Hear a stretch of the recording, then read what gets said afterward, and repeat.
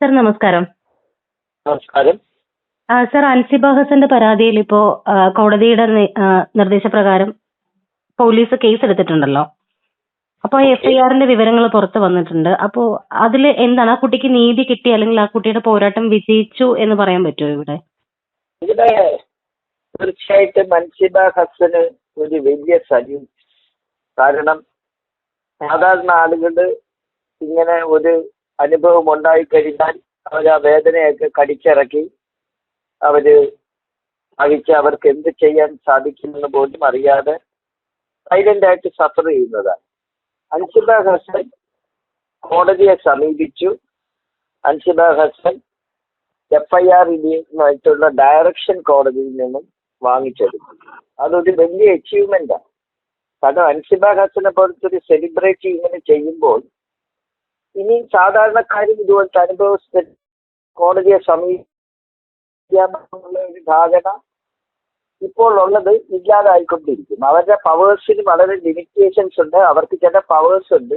പക്ഷെ അവർക്ക് തോന്നുന്നത് പോലെ ആളുകളെ സ്റ്റേഷനിലോട്ട് വന്ന് പറയാനും നിർബന്ധിച്ച് ഒപ്പുപിടിക്കാനും ഭീഷണിപ്പെടുത്താനും ഒന്നും അധികാരമില്ല എന്ന് ഈ എഫ്ഐആറിനോടുകൂടി കേരള പോലീസ് മനസ്സിലാക്കിയിട്ടുള്ളത്. തീർച്ചയായിട്ടും സർ. പക്ഷെ ഇതില് അൻസിബ ഹസൻ പറയുന്ന ഒരു കാര്യമുണ്ട് ഇതിനകത്ത്. എഫ്ഐആറിന്റെ ഡീറ്റെയിൽസ് എനിക്ക് അറിയില്ല. പക്ഷെ ആ കുട്ടി ചില കാര്യങ്ങൾ പോലീസ് വിട്ടുപോയി അല്ലെങ്കിൽ എഫ്ഐആർ ഒരു പ്രൊട്ടക്റ്റഡ് ആണ് എന്നുള്ള രീതിയിൽ അവർ പറയുന്നുണ്ട്. അതിന്റെ റീസൺ എന്താണെന്നുള്ളത് മനസ്സിലായില്ല.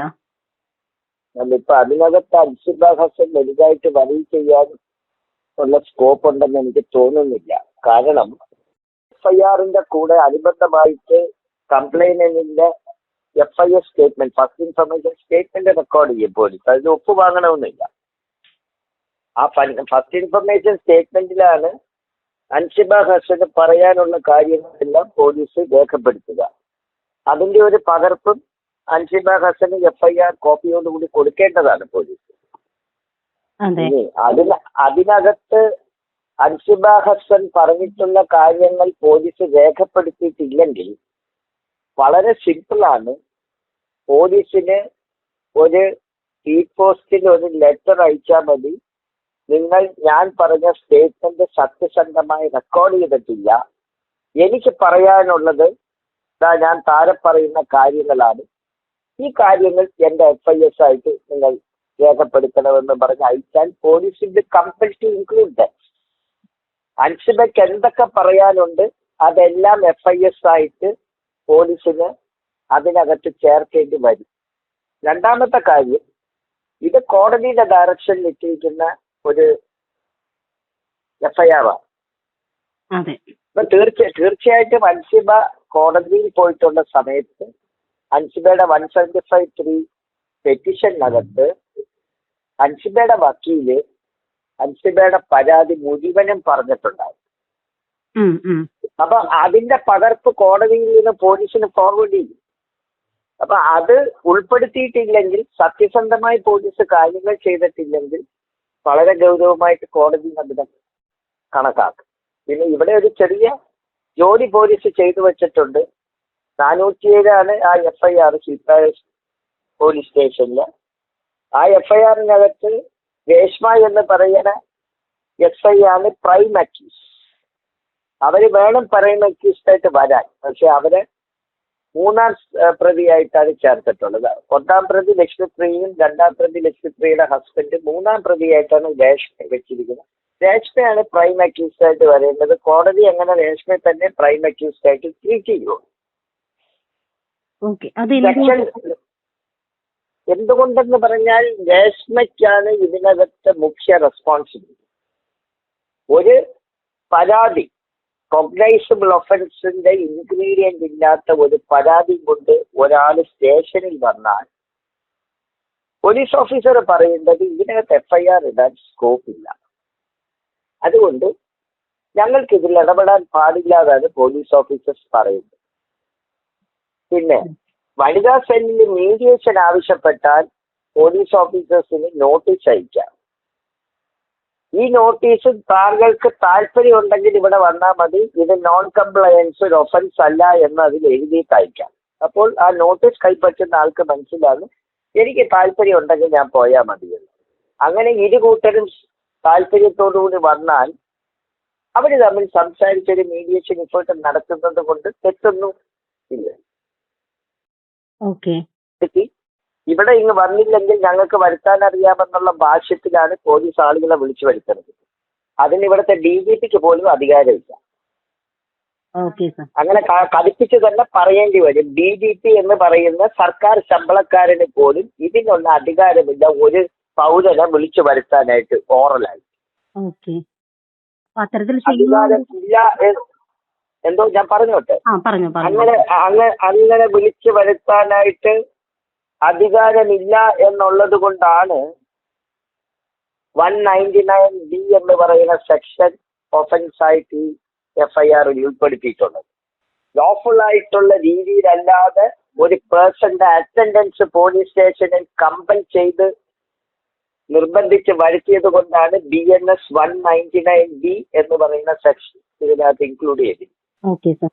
അതുകൊണ്ട് അതിൽ നിന്ന് തന്നെ വ്യക്തമാണ് പോലീസുകാർക്ക് സ്റ്റേഷനിൽ ഇപ്പൊ വരണമെന്ന് ആരോടും പറയാൻ പറ്റൂല. സഫീഷ്യന്റ് നോട്ടീസ് കൊടുക്കണം. അത് റിട്ടേൺ ആയിട്ട് തന്നെ സമൻ ചെയ്യണം. റിട്ടേൺ ആയിട്ട് സമൻ ചെയ്യുമ്പോൾ ഇത്തരം കേസുകളിൽ മീഡിയേഷന് വിളിക്കുകയാണ്, നിങ്ങൾക്ക് വരാൻ താല്പര്യമുണ്ടെങ്കിൽ വന്നാൽ മതി, നോൺ കംപ്ലയൻസ് ഒരു ഒഫൻസ് ആയിട്ട് ട്രീറ്റ് ചെയ്യൂല എന്ന് എഴുതി കൊടുക്കണം. അപ്പോൾ കിട്ടുന്ന ആൾക്കറിയാം ഞാൻ വരാൻ നിർബന്ധിതനല്ല. ഇത് 35(3) BNSS നോട്ടീസ് അല്ല. Whereby the police official can compel my attendance. അതല്ല, ഇത് വ്യത്യാസമുണ്ട്. പിന്നെ ഒരു സെറ്റിൽമെന്റ് ഇത് കൂട്ടത്തിൽ നടത്തിയാൽ അവന് ഒപ്പൊന്നും ഇടിക്കേണ്ട കാര്യമില്ല. പറഞ്ഞ് ഒത്തീർപ്പാക്കി വിട്ടാൽ അത് വാക്കാലായിട്ടുള്ള ഇതാണ്. അതിനകത്തൊരു കമ്പൽഷൻ ഒന്നും പാടില്ല. അപ്പൊ ഈ പെറ്റിഷൻ രജിസ്റ്റർ എല്ലാ പോലീസ് സ്റ്റേഷനിലെ പോലീസുകാർ പെറ്റിഷൻ രജിസ്റ്റർ കത്തിച്ച് കളഞ്ഞില്ല എന്നുണ്ടെങ്കിൽ ഭാവിയിൽ എല്ലാ പോലീസുകാർക്കും എതിരെ FIR ഈ പെറ്റിഷൻ രജിസ്റ്ററിലെ ഒപ്പ് മാത്രം മതി. പൊതുജനത്തിനെ കൊണ്ട് പെറ്റിഷൻ രജിസ്റ്ററിൽ ഒപ്പ് വെപ്പിക്കുന്നത് ഇല്ലീഗലാണ്. ഒരാൾ അവിടെ വന്നിട്ടുണ്ടെങ്കിൽ പോലീസ് ഓഫീസർ റെക്കോർഡ് ചെയ്യണം ഇയാൾ വന്നില്ല എന്നുണ്ടെങ്കിൽ ഇയാൾ വന്നില്ല.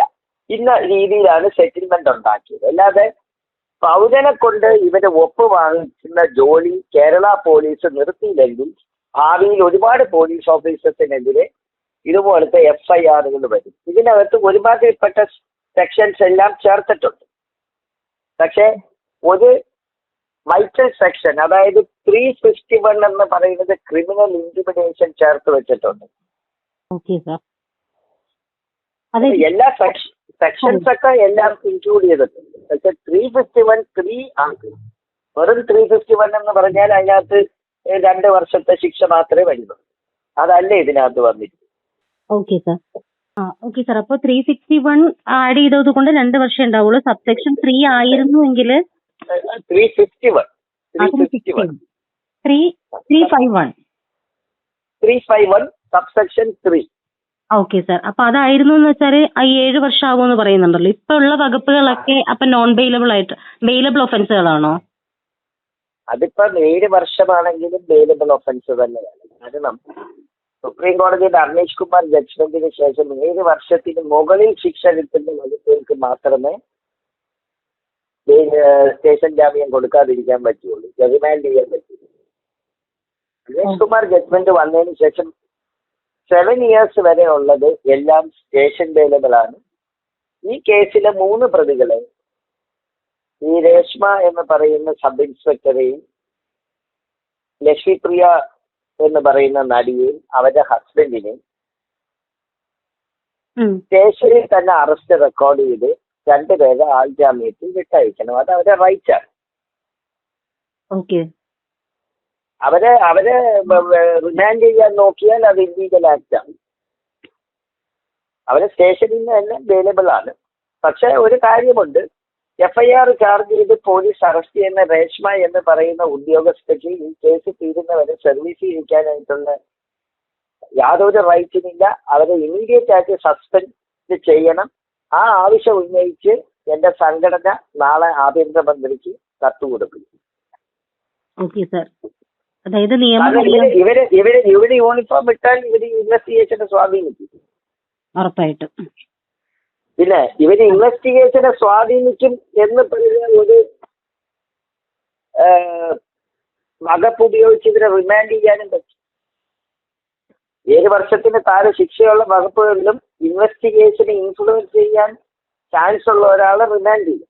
പക്ഷെ അവരെ റിമാൻഡ് ചെയ്യണമെന്നൊന്നും ഞാൻ പറയില്ല. അവരൊരു ലേഡിയാണ്.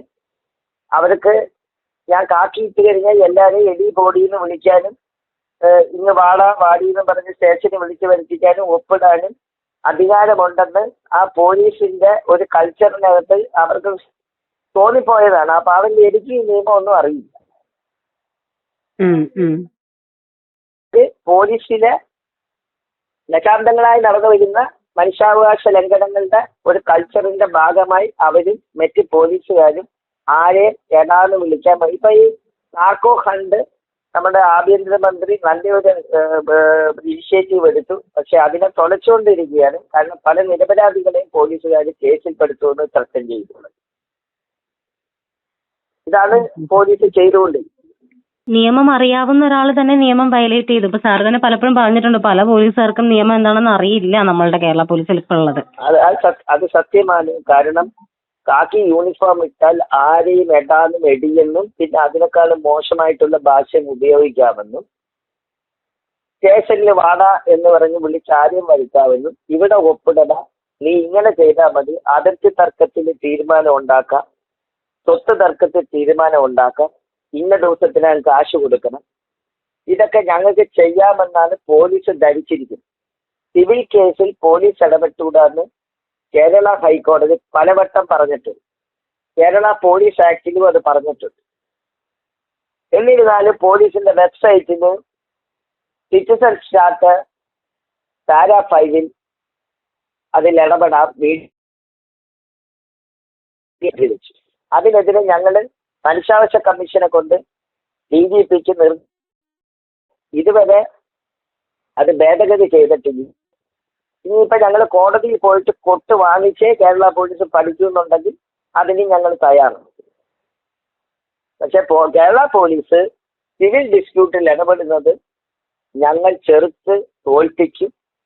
അൻസിബ ഹസൻ അതിലേക്ക് വലിയൊരു കോൺട്രിബ്യൂഷൻ ചെയ്തിട്ടുണ്ട്. ആ കുട്ടിയെ ഞാൻ കൺഗ്രാജുലേറ്റ് ചെയ്യുന്നു. ആ കുട്ടി എടുത്ത ഈ ഇനിഷ്യേറ്റീവ് ഒരുപാട് പേർക്ക് ധൈര്യം പകർന്നു. എന്നെ തന്നെ നിരവധി വിക്ടിംസ് വിളിച്ചിട്ടുണ്ട്. അൻസിബ ഹസന്റെ ഈ അനുഭവം പുറത്തു വന്നതിന് ശേഷം നിരവധി പേര് വിളിച്ചിട്ടുണ്ട്. ഞങ്ങൾക്കും ഇതുപോലത്തെ അനുഭവമുണ്ട്, ഞങ്ങൾ എന്താണ് ചെയ്യേണ്ടത്. അതുകൊണ്ട് ആ കുട്ടി ചെയ്ത ഒരു വളരെ ബോൾഡും ബ്രേവ് ആയിട്ടുള്ള ഒരു കാര്യമാണ്. സമൂഹത്തിനൊരു വലിയ സംഭാവനയാണ് ചെയ്തിട്ടുള്ളത്. തീർച്ചയായിട്ടും സാർ, ഒരുപാട് പേർക്ക് മാതൃകയാകുകയാണ് ആ കുട്ടി.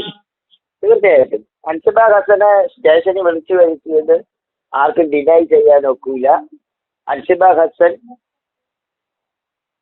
ആ സ്റ്റേഷനിൽ വിളിച്ചു വരുത്തിയതിന് ഒരുപാട് പ്രൂഫുണ്ട്. ലക്ഷ്മിപ്രിയ തന്നെ ഒരുപാട് ഇന്റർവ്യൂസ് കൊടുത്തിട്ടുണ്ട്. അപ്പൊ അതൊക്കെ കൂടെ വെച്ചിട്ട് ഇവർക്കൊക്കെ ശിക്ഷ കിട്ടും കോടതി. ഉറപ്പായിട്ടും അങ്ങനെ വരുമ്പോൾ ഇപ്പൊ അൻസിബ ഹസൻ ഒരു സിനിമാ താരം ആയതുകൊണ്ടായിരിക്കണം ഒരുപക്ഷെ ഈ കേസിന് ഇത്രയും ഒരു റിലവൻസ് വന്നിട്ടുണ്ടാവുക. പക്ഷെ പലരും ഇതുപോലെ എന്ത് ചെയ്യണം എന്നറിയാണ്ടായി പോയ ഒരുപാട് പേർക്ക് ഇതൊരു പ്രചോദനം തന്നെയായിരിക്കും ഉറപ്പായിട്ടും. അത് തന്നെയാണ് ഞാൻ പറഞ്ഞത്. കാരണം അൻസിബ ഹസൻ ഒരു സിനിമാ താരമായതുകൊണ്ട്, ഒരു സെലിബ്രിറ്റി ആയതുകൊണ്ട് അവര് കോടതിയിൽ പോകാനായിട്ടൊരു ആർജവം കാണിച്ചത് കൊണ്ടും അവർക്കുണ്ടായ ഹ്യൂമിലിയേഷനെതിരെ അവർ ഫൈറ്റ് മാത്രമല്ല നീതി ലഭിക്കാൻ പോകുന്നത്, നൂറുകണക്കിന് ആളുകൾക്ക് നീതി ലഭിക്കും. കാരണം ഒരുപാട് പേര് എന്നും ഈ ഹ്യൂമിലിയേഷൻ സഫർ ചെയ്യാണ് കേരള പോലീസിലായി. തീർച്ചയായിട്ടും sir. Thank you sir. Thank you.